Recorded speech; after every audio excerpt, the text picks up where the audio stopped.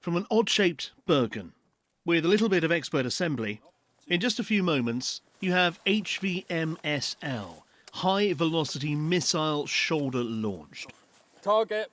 Better known perhaps as one variant of the Starstreak missile system. Track! Firing! 1 times, enemy target destroyed. This system, and variants borne by vehicles and tripods, are heading for Poland, along with the revolutionary and brand new Sky Sabre system. This is a defensive deployment. This is purely an agreement with the Polish government and the UK government to show the government's support to Poland and to support them and assist them in providing defensive ground-based air defence cover. The systems will be accompanied by around 140 soldiers. Already there, having deployed last week, HVMSP, the high-velocity missile carried on the Stormer vehicle.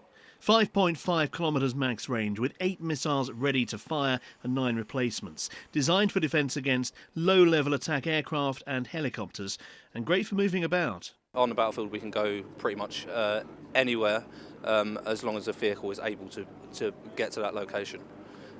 It's easy to drive, easy to command and easy to set up, and it takes about, if you've got a decent crew, about a minute to employ the weapon system. And you've got a decent crew? Yes, always. It's down to me to train them. And this is the simulator of what the Stormer is like inside. And very kindly, I'm being allowed to have a go. So, this is what I do. There's a target there. I press a button here. That target is now identified.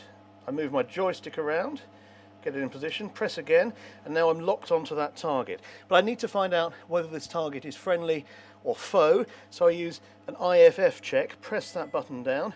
That means the systems are identifying the target I'm about to destroy.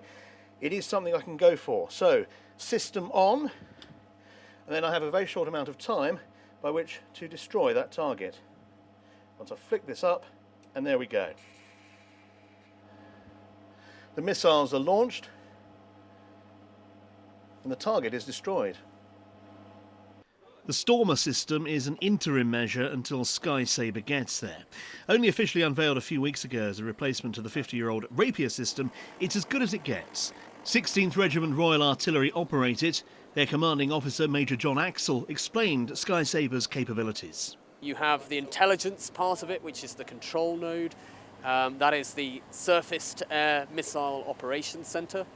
You have the sensor, which is the radar. That is a GM radar, able to detect out to 120 kilometres. In an ideal world, we would not want to turn that on because that potentially would give our position away. And you then have the launcher, which you can see directly behind me here, which fires 8 CAM missiles. That missile is phenomenal. The agility that it provides, being able to hit a tennis ball sized target travelling at the speed of sound. But the kit is only as good as the operators, and I quickly showed that that shouldn't be me. Then you're ready to fire. And then you can then use this here to guide your missile to move the range. It's very heavy. It's so difficult to manoeuvre, isn't it, initially? And you can see why people would need 800 goes on this before they are at a stage where they're going to do it for real. Let-in reporters have a go might seem a bit flippant, but it's important. It highlights the immense level of skill and training involved and the expertise accrued during hours and hours working with this kit and the confidence that builds in the departing personnel. I think the morale at the moment is pretty high amongst all the troops and all that. At the moment, it's a kind of going into the unknown as well. It's a little bit of nerves kicking in for some people, but I think altogether we're all very excited and very well trained. I'm feeling good about it, like being surrounded by everyone else within like my troop. Like morale's high. We're all like dealing with it all together, so morale is high all round. A Polish TV news crew was invited to this event, and they say it's a most welcome deployment.